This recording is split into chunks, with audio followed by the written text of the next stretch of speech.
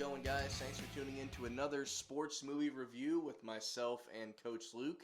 Today we are reviewing the Hulu short series Shoresy, which is a hockey-based series spin-off of the Hulu craze Letterkenny. And me and Luke come at this with two completely different states of mind. I'm someone that's seen every episode of Letterkenny, whereas Luke has only seen like the bits you might find on like social media. So I'm kind of, I don't want to say a Letterkenny expert, but any of the little jokes, spin-off shows are always tricky. I think I want to start there. I feel like this one could, it completely held its own, though.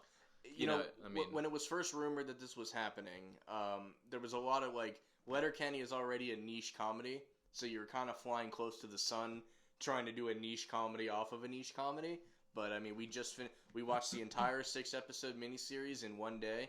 This has been my third watch of the whole series. This was Luke's first time watching it. So I'm going to just hand it over to Luke first. Overall, was the show, because obviously I hyped it up leading up to this before we watched it, did it meet the expectations that I set for it going in? Yeah, we did all 6 episodes today, and then halfway through we made a food and a beer run. Yep. And he asked me in the car, he's like, so has it met your expectations? And I said, yeah. I mean, from the little bits that I've seen of Letterkenny online, mixed with sports, specifically hockey in this case, it was great. It's got the quick-wittedness. It's got plenty of sports in it, enough to where it doesn't detract from the plot at all, and not too much plot where you're just getting a taste of the sports. Like as much as I love Blue Mountain State, you hardly see anything except practice until the last 2 episodes of the entire series, where you finally get to see a game. So I think it was a perfect mix, and I think you're right. It's tricky. When it comes to spin-offs, I'd say majority of the time they end up being worse. In rare cases, like Frasier for Cheers, in my opinion, that was kind of better, actually. And then this one, I'm curious to watch Letterkenny now to see, is it on par with Letterkenny, or is it better, or is it just slightly under, So but either way, it holds its own. It's a very unique setup, because in Letterkenny, there are 2 hockey players, Riley and Jonesy. They're like a junior-level hockey player. They're high school, probably about to graduate age. Yeah. And towards the end of that season, they meet Shoresy. And Shoresy is played by Jared Kiso. Some people say, I'm pretty sure it's Kiso. It's one of those, depending on who you listen to, they pronounce it differently. If we pulled up IMDb, that it's got pronunciations on there, but that's right. I'm not doing that now. So he plays Shoresy in that, and he just takes the piss out of Riley and Jonesy. Ends up sleeping with both of their moms at various points in the show. But the fun factor they mentioned that. They do mention that. Okay. Yeah. But they do this thing where you never see Shoresy's face. He's always at the bar, and the camera is to his back. They'll see him at the gym, and he's doing pull-ups. It's like a very, Cow and Chicken always just showed the bottom half of the parents. Yeah. It's very much like that. And really, for the first couple seasons that Shoresy exists, you don't know who plays him. You just think it's, for some reason, that's how they're shooting him. It's not till late in the series that in the gym scene when he's doing the pull-ups, you do notice a tattoo that everybody knows Jared to have. So it's something that they kind of put together. And then you finally see Shoresy on the ice in Letterkenny, and he has his helmet on the whole time. He has a dark visor. He does have the wig in that kit, because Wayne is his haircut is similar to mine. But Shoresy has like the mullet kind of sticking out of the helmet. So they still do ways to make it obvious that they're not the same person.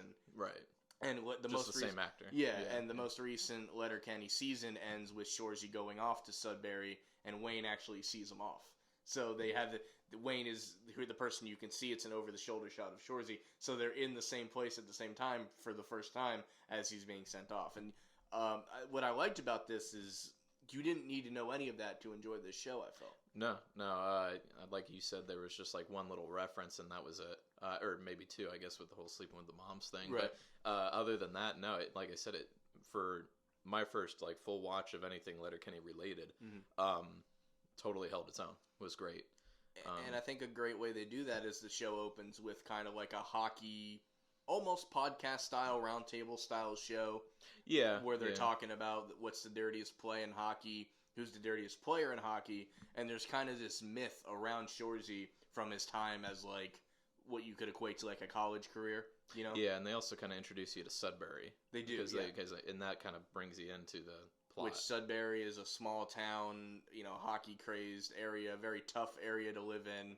for various reasons. And we usually save the IMDb stuff for the end, but I think it's worth noting that this entire show was shot in Sudbury. The arena they use is the real AAA hockey team's arena. The real team is the Sudbury Wolves. They're the Sudbury Bulldogs in this show. The Blueberry At least, Bulldogs. well, in the beginning, they're the Bulldogs. I know. And they frequent a restaurant. It's a real restaurant. Anything you see, and I think there's something charming about that. You don't see a lot of, like, this is really all these places. It's like if Edgewater had some sort of sports team, Yeah. Although Sudbury seems a bit bigger, obviously. Yeah. But New Smyrna, at least. Yeah, exactly. Size, yeah.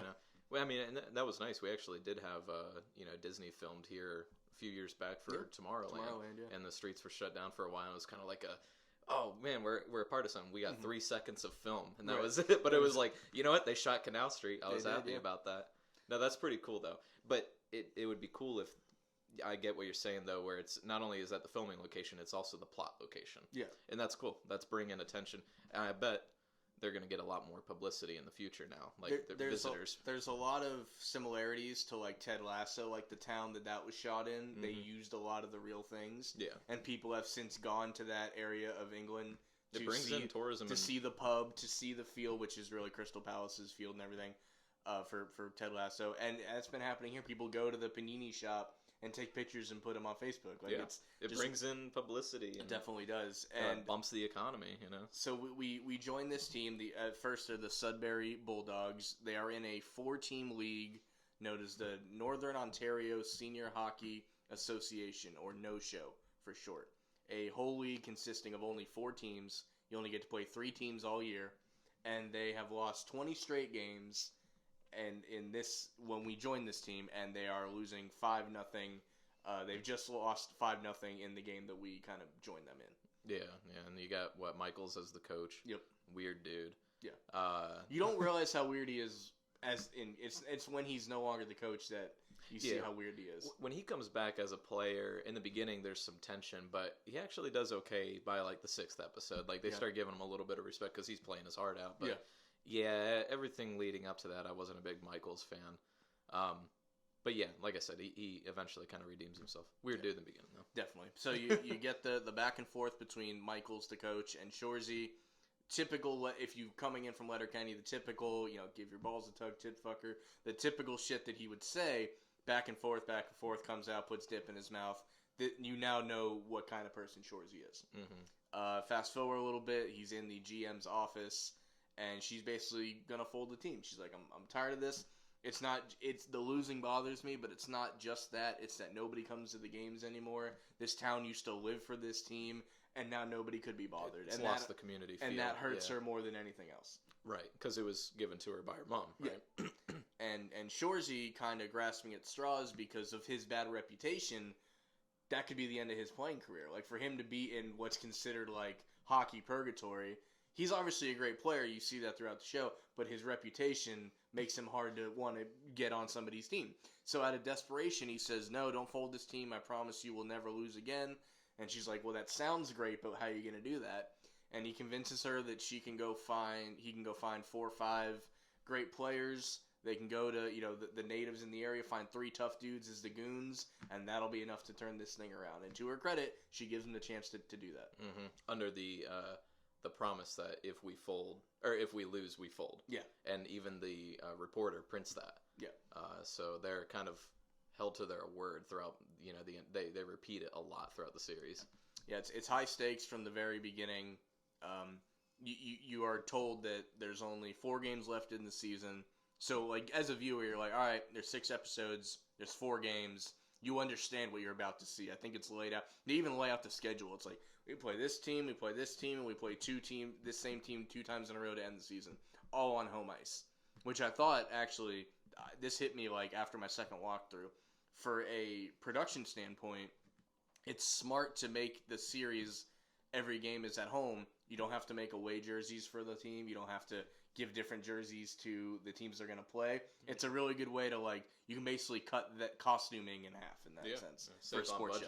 Yeah, absolutely. So, it's laid out that way. This plot kind of, you said the way the plot is laid out, it kind of reminds me of the Replacements now. We got to go recruit now. Yeah. And then we're going to get into, training and all that, and then then get into the games. Although there's not really a whole lot of training in this, like at all. No, you don't really see any training, but But they're just because they're already, they're in the season. Yeah, you assume they have practice a time or two. How do you train? But just playing hockey. yeah. That they just do it by playing more hockey. And you mentioned replacements. That's a good callback. And if we have reviewed the replacements before, so go ahead and check this playlist and check that one out when you're done with this. Like and subscribe, right? Isn't that what they always say? Yeah, I try not to bring it that far, but we have reviews the replacements somewhere. Yeah, I don't even know how to do that. I don't know how to put the button. I'm sure I can figure it out, but whatever. We're not at the end of the episode. Anyway. We are not. So this then leads to I have like three. If I had to give me a top three like favorite moments in this show, one of them comes up here when he kind of gives the, I don't want to call it a montage because it's not quite, but he explains the 4 players he's bringing in. Okay. And yeah. You have and I love they're all Corks. They're all all Land of Misfit Toys in a way. They all have reasons that they're not kind of replacements in. Kind of replacements-esque as well. So that leaves us with Jonathan Diaby, that goes by Dolo. Brett Goodleaf goes by Goody. Ted is it Hitchcock. Ted Hitchcock, which is funny because if you say his name fast, it sounds like Ted Hitchcock or 10-inch cock. And then there is JJ Frankie JJ, and he's really the only one that has a little callback to Letterkenny. They're kind of old rivals from their playing days, and they do a good job explaining. They just kind of show you like what happened, the major stuff between them. I do love, I'm sorry, I know this is a little off topic, but I love leading up to it. They're all arguing in the room about how they were going to show it. The PDF file, and then he calls it a PBS file, and then a GPS file. And he's like, I actually have papers here, and it reminds me of like you and me, because like I'll take notes on actual like paper and everything like that, or or you'll print out something instead of putting it in your calendar. Yeah, exactly. Yeah, and it's just it reminded me of us a little bit. It made me chuckle. So out of the 4 new brought in characters, who's your favorite? Frankie probably. Okay. But all 4 of them are really good. The one dude, I want to say Goody was his name, just constantly saying, this is incredible. And this settle down. Yeah. Those are like his 2 lines. He was funny, but he was probably my least favorite out of the 4. Actually. He's the most shallow that I dislike him. character. Yeah, exactly. They haven't given him enough time to develop. Dolo was probably my second favorite. I like Dolo a lot. I did a lot of research on him. All these guys actually have hockey experience to the professional level, maybe not NHL level, but professional at some point. Did you say Dolo actually was, because he's a rapper? He was a hockey player in the show, and then he becomes a rapper, and then he goes back to playing hockey with them. Is he actually a rapper? I think he's got some work out there. It seemed like legit. Yeah, he was a 3rd-round pick to the Nashville Predators, and in the show they explain he got kicked out of his last league because his family was called the N-word, and he like jumps in the stands to beat the guy up, and they show the footage. And I was mind blown to learn that is real footage, and that really happened. It kind of looked like real footage because they had to blur out everybody's faces.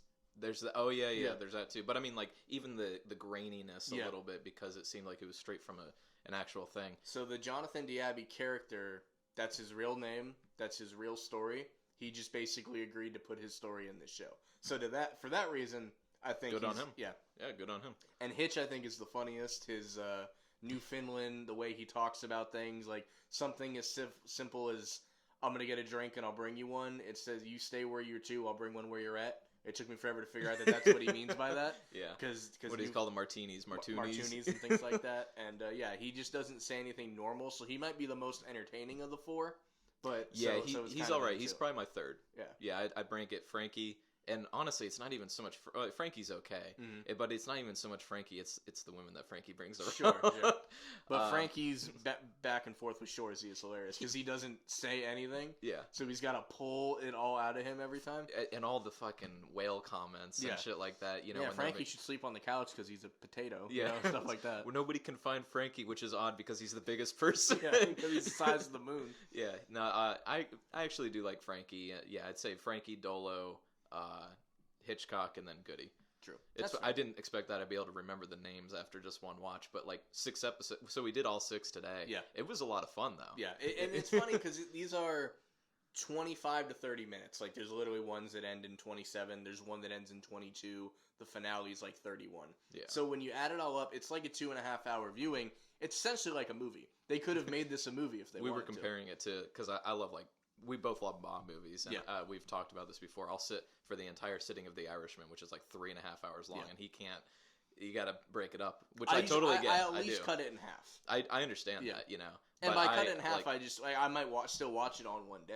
But I'm gonna take a break. Like even we even had to make a made a beer run and everything. So no, I get it. But yeah, no, it was a great viewing. And it's really because there's no other show we're ever gonna review. I can promise you that we're gonna let's watch the whole season in one day, because most other things aren't 6 episodes.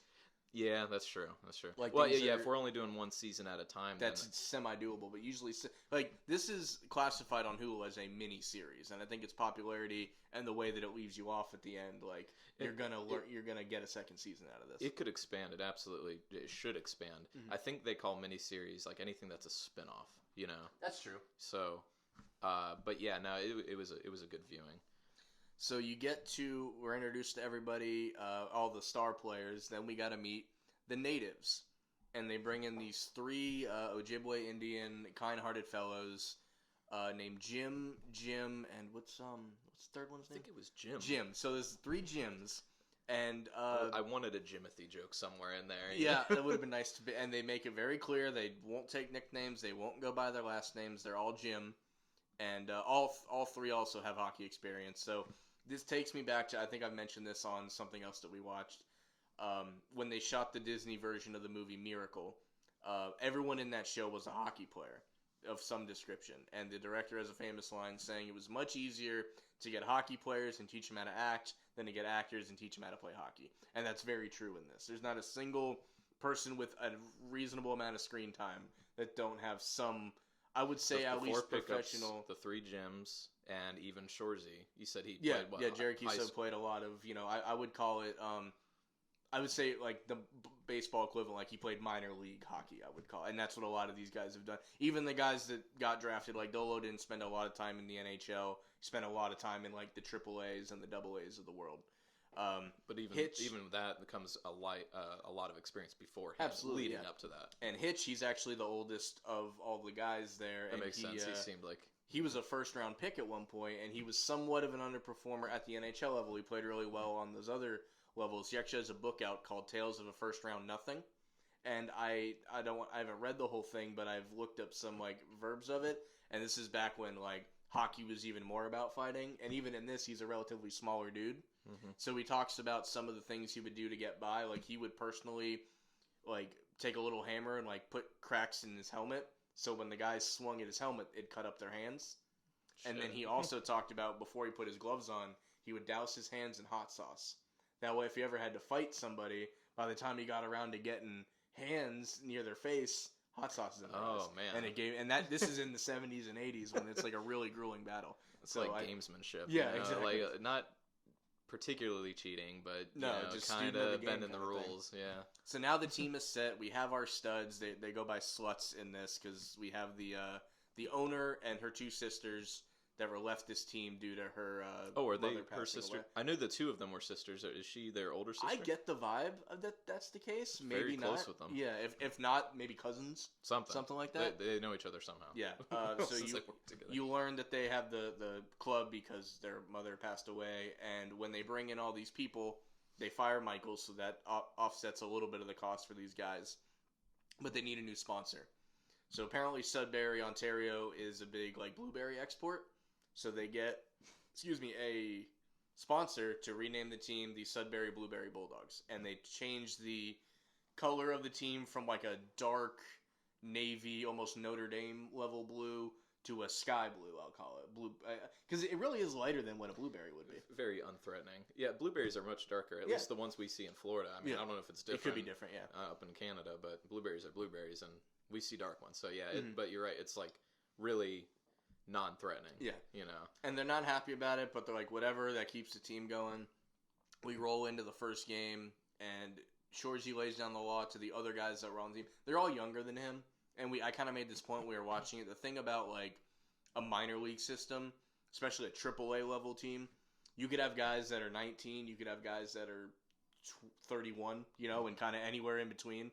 Because you could have those lifers that can't quite make it to the show, and then you got the fresh draft picks right out of wherever they got them from. So it's unique that you can't have this in a lot of other sports, I think. So it's unique, and he explains to the younger guys, like, he lays it down this way. He says, because we're so good and you're so bad, you serve us. As in, you're not going to get the puck a lot. When you're out there, you're literally going to stand in front of shots to block them. Just block them.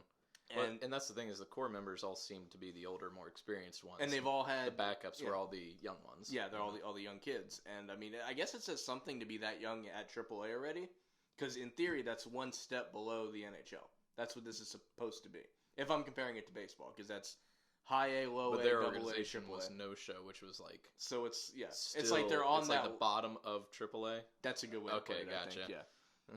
So they get into that first game, and it's pretty apparent that the goalie is a big issue still at this point. They admit that they got to score like 7 to win. They go down, I think, 4-0, and they end up winning 6-5. So they turn it on in late in the game, and it's pretty obvious. And they explain, even after they win, they pepper this goalie about how shit he is, and he ends up quitting. That's really he comes after in. one game. He's bitching and all that with the general manager and to the coach, and they're just like, "Fuck off, get out of here." I did forget to mention, and I think most people watching this will have seen the show, so I don't feel the need to like talk about every little thing. But one of the players who was a healthy scratch, is in like, even though you're not hurt, you're still not going to play kind of thing. Sanguinet ends up becoming the coach when they fire Michaels. I think it's important. That's important to mention.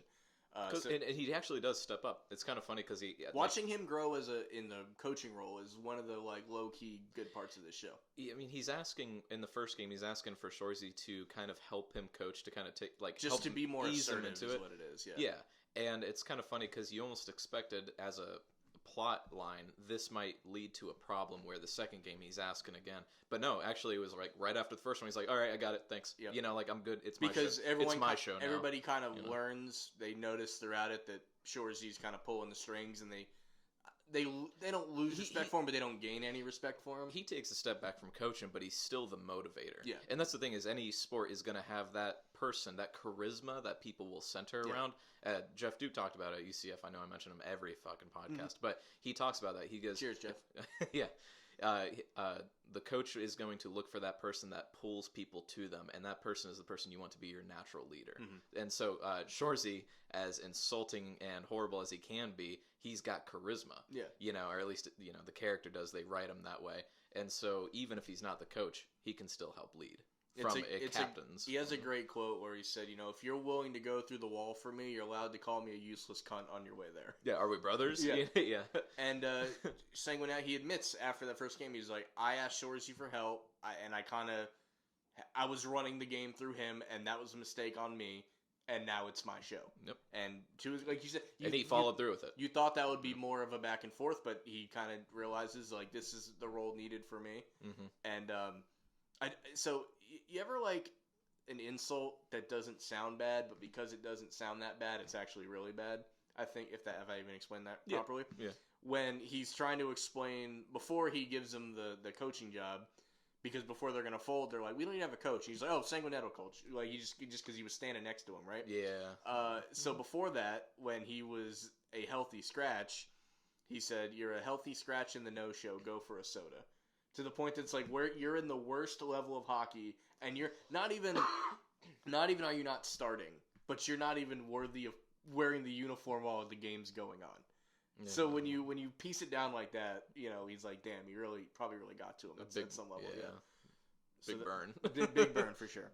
So we're one game, man, and like I said, one of the things I like about this production-wise is, like, it's so very obvious what is expecting in this. Like, I think a mistake for this kind of a show would, like, you join them at the beginning of the season, and you get a bunch of montages of win streaks and losing streaks, and that's been done before.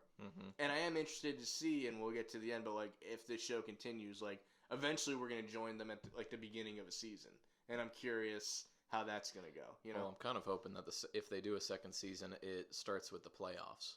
I would imagine it would, but where you get to see their second shot against the Sioux. Yeah. So we're one in, and the way this went down, you're basically one game in, halfway through the series, and that's when we took the break or whatever. So you seeing this for the first time, halfway through, what were you thinking about it at that point? Because now you kind of know what you're in for. They ramped it up the right amount, where in the beginning, it's hard for shows to introduce characters and get you attached, to get you to care about them so quick, but they did that really fast in episode 1, 2, and 3, and you're already fully involved by 3. You really build... This show built a lot of characters for 3 episodes, and then you played a lot of hockey for the other 3. Yeah, I was excited to get back and get into the games and all that. Which episode 4 actually didn't have a game. No, surprisingly, you think you're finally they were scheduled, but you think you're finally getting another game. Frankie has some romantic issues. No, he was there. It's the other 3 that got into a fight. Oh, right. Okay, yeah. So they basically got jumped by some guys that they had mouthed off to, that Shoresy had. They had already beat up earlier. And basically they aren't making the game, and Shoresy knows they're not beating these guys without the studs.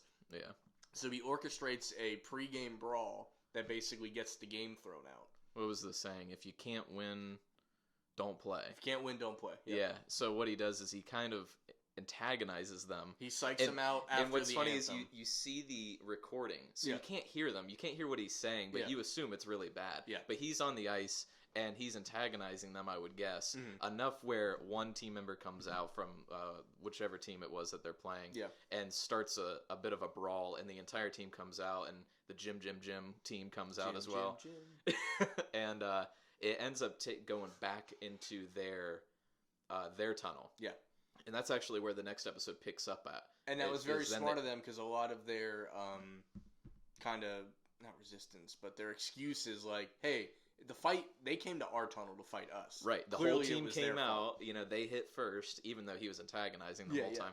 So they have to bring it before the board, and they explain, and the board knows Shoresy. So they're like, if Shoresy was on the team, the other team's in it. If he's the one guy from the other team, we know how this went down. Yeah. Exactly. But they're able to secure a win, even though they didn't play, because the board members knew the owner and her mom and all that, so they got a little sentimental. But so they got a fine, a financial fine, but the win was given to them. Right. So we're 2-0 so far. Yeah, they're still 2-0. They still don't have to fold, and then they've got to go play the Sioux, and the Sioux are so fucking good. Yeah. So they play them back to back the end of the season, which is where kind of the last 2 episodes go from. Who's your favorite Jim? Jim number 1. Same. So eventually, because they weren't going to take any nicknames, and what was it? Hitchcock suggested we refer to them in different pitches. Octaves, so Jim, and they were like, no. But then just naturally, as the show went on, whenever they would check in with them, or they're in their locker room at their spaces or whatever, like, Jim, are you ready? And it would always be the first, like they had an order. Kind of a bigger dude with kind of a mohawk. Mm-hmm. You had a guy in the middle that always wore a hat, long hair, and then the third guy had the beanie and long hair. Yeah. But anyway, so I'd say Jim number 1, the first one who always responded, and they're all prison guards too. Yes, that's what they do. That's their day job. That was a whole funny bit too about they're in jail right now, but they're not prisoners. Yeah, when they're recruiting them, the owner of the team calls Shoresy and is like, "Your natives are in jail," and they're like, "Why?" Like, they work there. He's like, well, you made them sound like they were in jail. That's racist. How is that racist? Yeah, good back and forth here. So let's talk about for a minute. Shoresy has, like, I think it's important to mention too, the reporter that covers his team. Not that she cares, but she reports on this team. Her name's Laura Moore. I didn't do the research here, but something tells me she's a real hockey reporter. Just guessing. The way the rest of the show breaks down. I wouldn't be surprised. I wouldn't be shocked. And Shoresy has a thing for her, and the way that he talks to everybody else is a total 180. The way he talks to her, talks about, what if I went home and dipped some fruit and chocolate for later? I'll have you know that I'm watching YouTube videos on how to rub your feet real good. I'd be so good to you. I'd be so good to you. How so? You'll wake up in the morning and I'm right there being good to you. And she admits that that's a little unsettling. And it's really like, it's such a great, like, I mentioned one of my favorite scenes is like when he just runs through all the guys that he signed. My second favorite scene is any scene with him and Laura in it together. I actually wrote that down. It was, any scene involving the two of them. Yeah. Just their, not even I guess it was banter. I'll give it banter, yeah. Light banter, but like loving banter. Anything involving them and Frankie's girlfriend. And she's not interested, to be fair. But she still like has great conversations. And she admits that like his persistence is a little charming. Man, I will not stop fighting till I get a shoulder pat from you. That's going to be the most any guy's gotten from me in a long time. Yeah. So to me, again, one of the greater things in this show, and it's one of those like, does he do it out of boredom? Does he really feel this way? I think he's actually real about her. But in a way, I feel like it started maybe not that way. Because it's something he would do to... I mean, they clearly have already talked... Like, by the time we see them first meet up, they have a rapport already. Yeah, they've already got a rapport. That's already been well established. I think that if they do... I mean, it's only one season so far, but my prediction would be that's going to be the girl in the long run. Yeah. If they do this for, like, 8 seasons, they're going to probably break it up a bit with other girls in between or other guys for, you know... Yeah. So one of my favorite ongoing bits, and it's... good to bring this now up when we're talking about Laura too, and it's probably the thing that kept you laughing too consistently the most throughout the whole show. Shoresy has this thing where when he asks a question before you even have a chance to answer, he'll go, "Huh?" And Laura, whenever she asks him a question or he asks her a question, I'd say before answering, she always says "Huh" because she knows he's gonna do it anyway. I didn't realize. Like he's like, "Oh, you going to the game tonight?" She goes, "Huh?" before he can do it. I don't know why I did that. Completely went over my head, so I have to do a second watch now. I got to watch the whole thing. So, I just realized you have a C on the top left corner. I'm wearing one of my few hockey shirts that I have. Okay. I do want to get a Sudbury Bulldog because they sell a lot of merch for this show too. I have one Letterkenny shirt, so I think it's only fair that I eventually get a Shoresy shirt for sure. Even if it sticks with one season, it's worth it. I'd say. It's. I mean, this 6 episodes.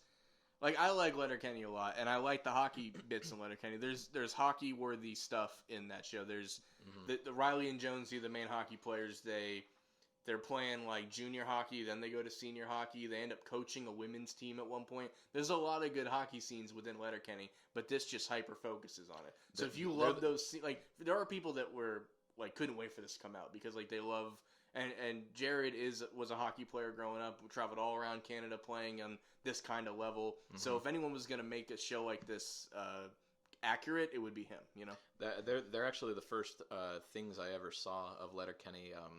Gosh, I want to say it was years ago. Well, the first episode opens with that bit where the hockey players come up the laneway and they're chirping back and forth. No, actually, the first thing I ever saw was on Tumblr years ago, and it was like them in the weight room talking to 2 other guys or something like that, and it was just that like quick-witted banter.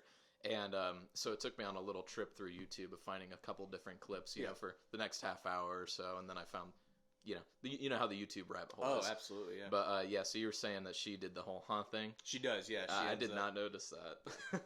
That was probably one of the funniest bits, continuing, like, gags throughout the show, is and people would go and immediately respond, and he would still do it. And he has just enough of a pause after his question. He gets him every time, like naturally. It's not forced. It's not anything. And no one even calls him on it, I guess, except Laura, who does it back to him or something like that. All they do is they mutter under their breath, almost like "son of a bitch, you got me again." Like that's the worst thing that happens, I think, with that. So that brings us back to we got 2 games back to back against the Sioux. They're the first place team. Everybody in town knows they're so fucking good, and they're just repeated like. Yeah. God, that should be a drinking game. Just in the last 2 episodes, how many times they say the Sioux are so fucking good. Yeah, every time they say that, just drink. They're number 1 seed. They're going to the playoffs, and they actually rest their starters for this game. They bring up AA players to play against them, and the veterans of the group, you know, the 5 and the gyms, they understand. Like, all right, we're gonna destroy these guys. But we need to make sure the younger players know what a disrespectful thing this is. Right, yeah. Because the whole gimmick of why they had to bring in other players was these guys don't love to win, and they definitely don't hate to lose. They don't skate, they don't score, they don't want it. It's like the kids don't want to do it as much. They don't hate to lose. And there's a distinction there. They like drove home a few times. It's okay. It's totally fine to want to love to win, but what matters more is hating to lose. Yeah. I think that was an interesting point. There's I'm not a huge hockey person. I enjoy watching it. I like stories about it. I remember watching like the Wayne Gretzky 30 for 30, and his first Stanley Cup. They beat the Islanders, who are still to this day the only team to win, the last team to win 4 straight. Nobody's done it since them in the 80s, 70s into the 80s, and the way their arena was set up, they won the thing And the year before that, they had lost to them. So they got to the finals, lost, and they got to the finals the next year and won. And the way their arena was set up, they had to kind of go by the door to the away locker room to get to theirs. Mm-hmm. And they expected that, we're going to have to hear them hooting and hollering and, throwing champagne and stuff. And they walked by and they were surprised how, somber their celebration was. They were celebrating, but they were beat up. They were putting ice bags on. Tired. They were doing this. So Wayne Gretzky has stated that he at that moment, he realized to get a championship, to be a champion, I got to be willing to look like that at the end of the series. I got to be willing to be so happy that I won, but can't really go crazy about it because I can't even stand up. I have to Not bring like it a NASCAR driver. I have to bring it to that level.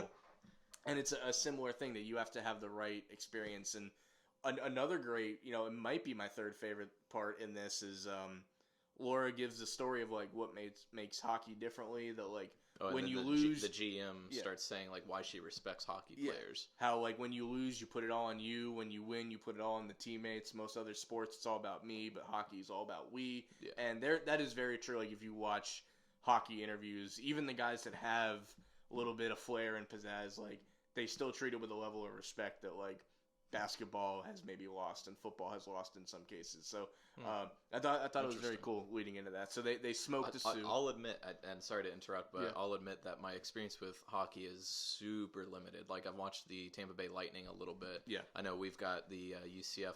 It's not club hockey, it turns out. No, right? Division II hockey. I've never been to a live hockey game, and we are going to one in less than a month. August? Yeah. Right, it's somewhere this month? Yeah. Later on, yeah. It's in 2-3 weeks. I'm very much looking forward to that. So, and that'll be, the Daytona Ice Arena? Yep. Come on out. Join us, It's UCF and Embry-Riddle, so definitely But, yeah, check that out. even though my experience with hockey is really limited, it was a good moment in the story. And now I got to be honest, it kind of makes me want to watch more Tampa Bay Lightning, more than one game a season, because that's what I'm at right now. It's probably one game a season, right? And it's just random. But now I kind of want to pay more attention for sure. And I'll definitely, if UCF hockey is streamed with any regularity, I'll definitely be checking that out too. Yeah, there you go. Because nothing against Tampa Bay Lightning, but I'm more prone to support anything UCF related. So I think one thing we did forget about was. After that first game, they actually talked the former coach Michaels into coming back to be the goaltender because apparently that was his. It's a very awkward scene. His dick may or may not come out in the scene. It was one thing with the Speedo pulling up between his ass cheeks and all that, and it's just she's trying. She's fully clothed. She's in. This is a professional. The GM goes to try and convince him to come back. Yeah. And his front door's open. Did you know your front door's open? Oh, I just leave it open in case anyone wants to hang out. Yeah. And he's getting ready to get in bed in his Speedo, and it's pulling up between his ass cheeks. And it's all right, I'm looking up at his head. And then he gets up out of bed, and his dick is hanging out, and it's just staring up at his head, trying to not. It was funny, but it's one thing that happened. He's, like I said earlier, he's kind of just an awkward character though in the beginning. So it's not really. Would you call him your least favorite character? Because, I don't know, he redeems himself later on. He does.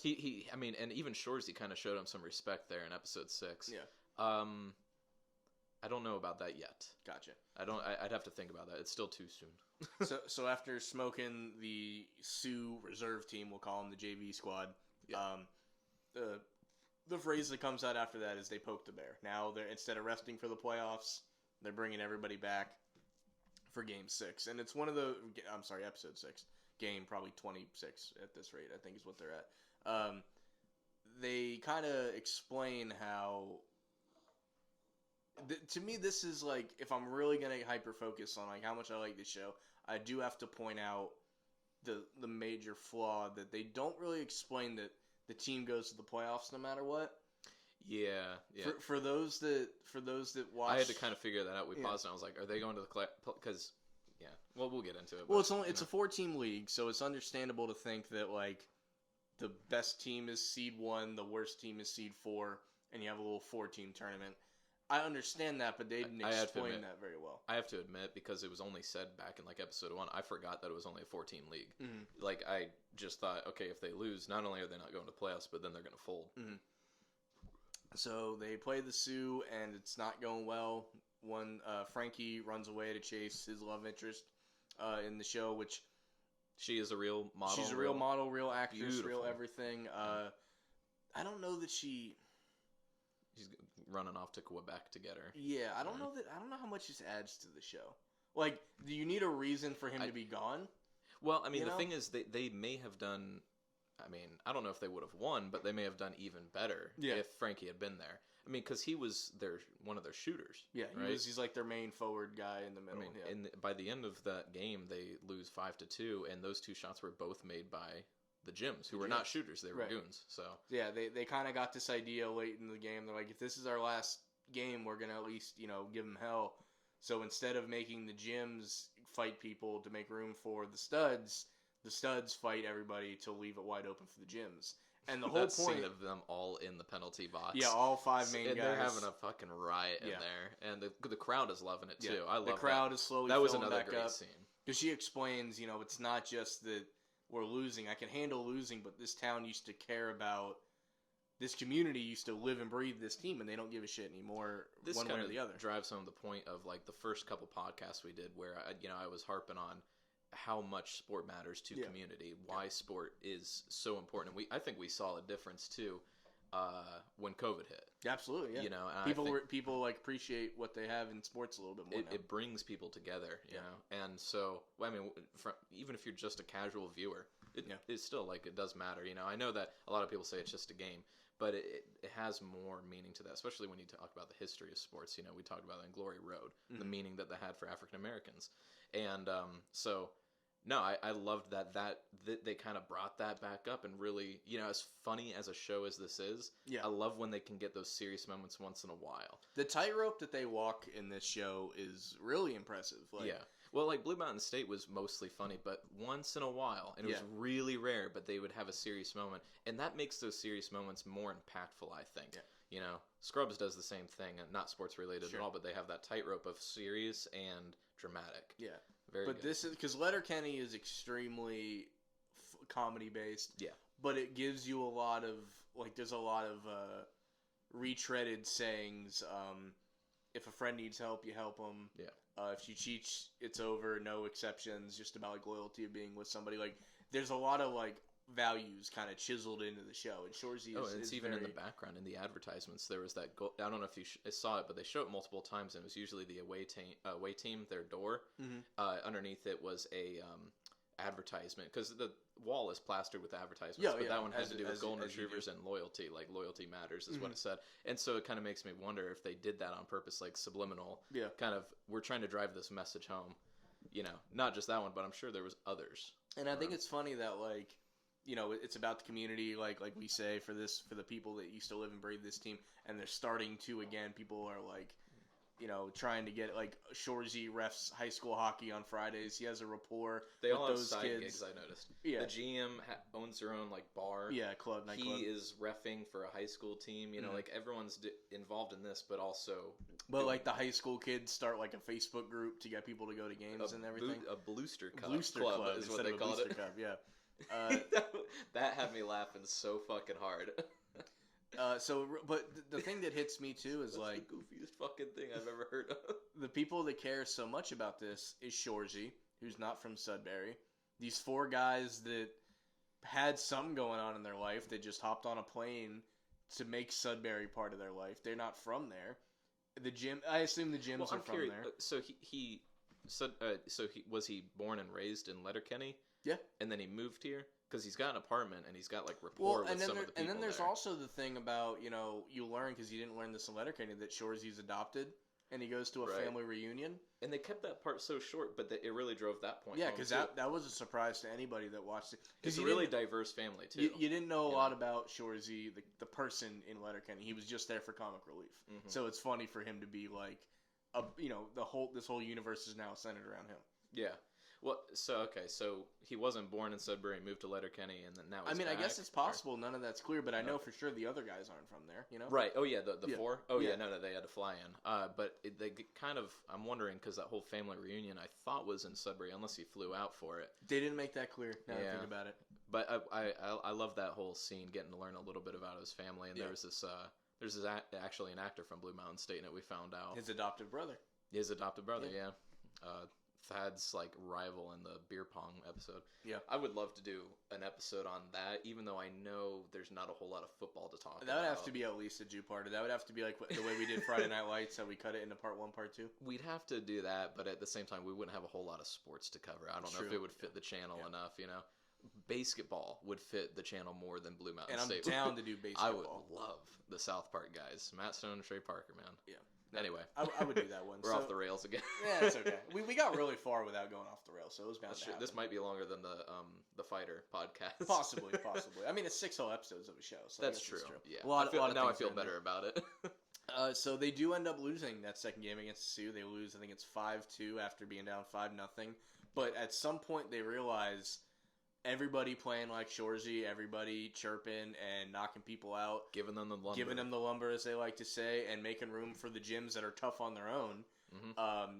Because that's another thing is the Sioux wouldn't mess with the gyms because they're saving their strength for the playoffs. Yeah. So they're there to shoot, but they're not there to fight. Yeah. You know? And Shoresy and Sanguinet they share a look with each other like, we might be onto something here. Because they only wanted to get one. Yeah. But they ended up getting 2. Right, and, it's that's the moment. Dude. And this is without Frankie. Yeah. So it's over, and it's already been in the paper. We lose, we fold. That is the headline that's been written. That's been probably a month ago at this rate. So Shoresy's sitting there with the owner in the locker room after, and why should I keep this going? I gave them my word, and he's like, well, we're in the playoffs already, just because of how this works, and we'll have Frankie back next game, and they after the period we just gave them, like they're not going to want. They're not going to want what we just gave them. Right.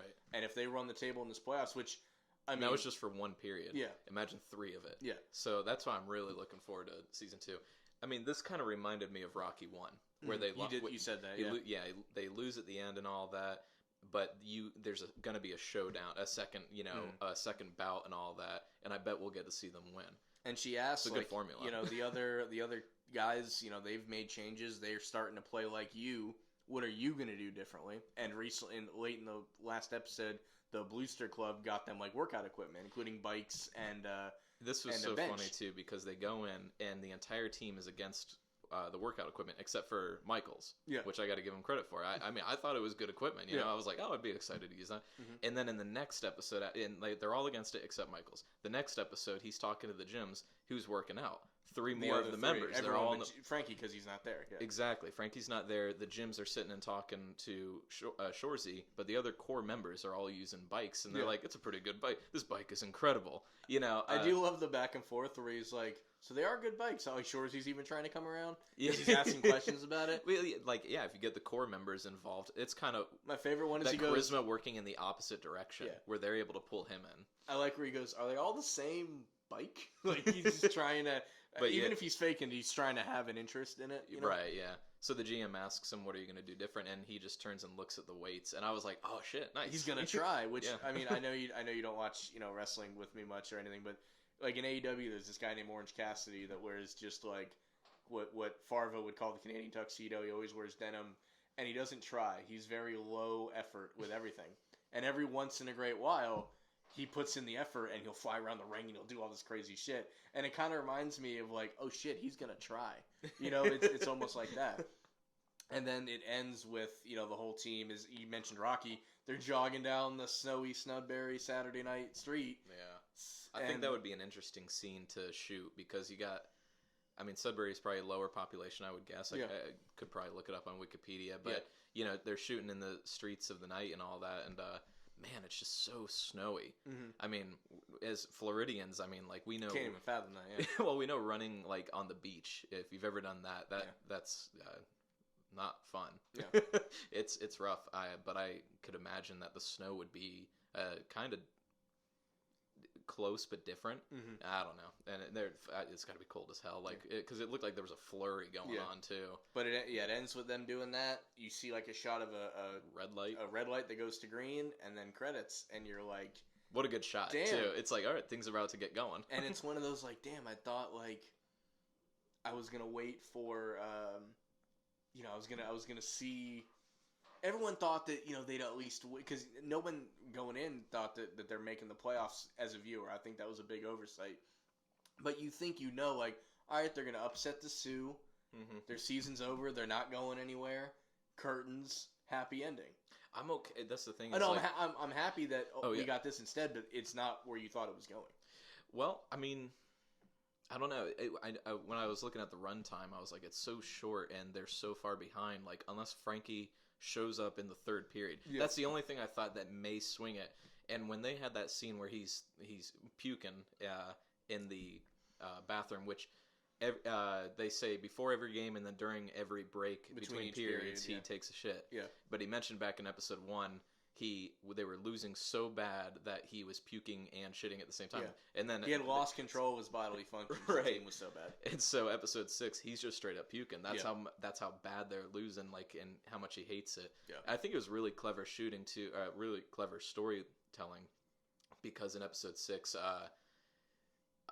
the core members kind of surround him in the stall and they're talking. And they give him the plan about let's use the gyms. But it's all hushed. You're at the point of view of the backup players. You don't hear anything of what they're saying. Yeah, and then they go through with the third period, and when she's talking to him about, not following through with her word, not folding, getting a second chance in the playoffs to beat the Sioux, it cuts back to that scene. Yeah. And they did the same thing earlier with the reporter talking to her, saying that's a nice picture, behind you. And they don't show the picture until the very end, later on, And I think I always kind of like that sort of storytelling where they come back to they revisit it. It's delayed gratification. You want to know what's going on, but you're going to have to wait. There's a picture in Nat's office of her, Shoresy, and the mother. So clearly he was there when she was still alive. I would venture to say that he was the last person that the mom signed when she was still running the team. I think that's could be a potential thing. It also makes me think that there's a chance that he did grow up there. That's true. And we might get more clarity on that. He may have just visited Letterkenny, because he seems to have a lot of rapport with the GM, with the reporter, and with generally the people of. Because he's even in the bar and he goes and pulls somebody's pants down. It's like you got to be really comfortable with people. That's true. You might be on something there. You might be right about that. Even if that's just somebody an acquaintance or whatever. Because when he plays with Riley and Jonesy from Letterkenny, they're on a county team.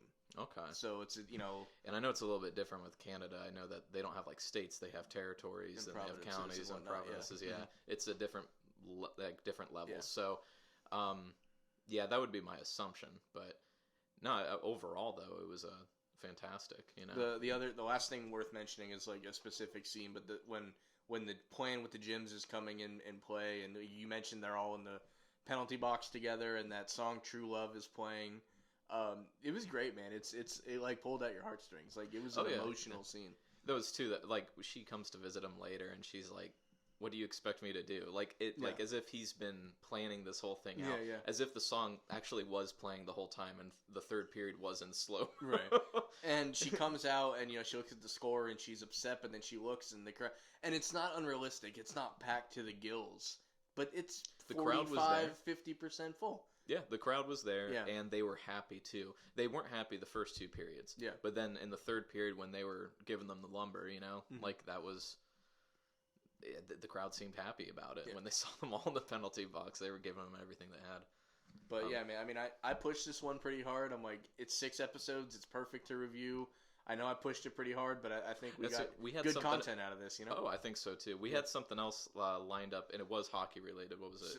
Goon or Miracle? We're gonna do Goon. Or Goon 1 and 2, we were going to talk about them together. Oh, okay. I know eventually Which we might still get to, because those are great movies. I know eventually we're going to do those. We're going to do Miracle, and that's venturing out into the hockey world a bit more. Yeah. Maybe I'll watch the Lightning season before then. Yeah, kind of get some Play more. Some NHL. Yeah. I went on the NHL video game, and I recreated this entire team. I did that after I watched this for the second time, which I still got to show you. But I thought this was great. It's the rarity of a spinoff being this great. Like, no, you're right. I'd say majority of the time they don't. Yeah, they don't, and it's Any parting words for us here? I'm excited for season 2, and if you guys aren't planning on it, I don't know if anyone from that show is going to watch this. That would be amazing, but please, just definitely. Please. I mean, from my understanding, whatever reception Letterkenny's gotten to bring it to its 7th season that it's in, Shoresy's gotten the same amount, from what I can tell. So let's hope. And this is going to bring me to Letterkenny more. Yeah, definitely. It'll work back and forth. Vice I think. versa. Like, I'm interested to see, like, it won't be sports related that much, but like for you to watch this in reverse and go back and watch Letterkenny, I think it'll be kind of interesting because you'll see the way Shoresy's portrayed. You never see his face. It's always from his back. That's true. Speaking of that, I wanted to come back to that point. I know we're kind of circling around here, but they did that with the Sioux right before the third period. I don't know if you noticed that. They were showing all of Shoresy and his team, and they all had clear visors, and then it goes and it shows all of the Sioux team, and you can't see any of their eyes. Yeah. It's almost like stormtroopers or something like that. You can't see any of their faces. But it's funny because they showed their faces before the first period. Right. So I thought that was an interesting transition. I don't know if there's meaning behind that, but they made sure all of them had darkened visors before the third period. Right. So I don't know, but that was an interesting artistic choice. Yeah. And again, great show. Yeah. 6 episodes have never hit that hard, I don't think, the way that all went down. For sports or like any TV show? For a sports-based show. Okay. They accomplished a lot in 6 episodes. Yeah. Yeah, I'd say you're right. Yeah. So yeah, guys. Or maybe Ted Lasso. I don't know. But that's more than 6, though. That's true. But I don't know. Well, yeah, that's true. Which we do hope to review sooner than later. That's something else I want to get into here soon. Yeah. But until then, guys, if you haven't seen Shoresy, definitely check it out. If you haven't seen Letterkenny, check it out. Until then, run them up and fill them in. And we'll see you next time.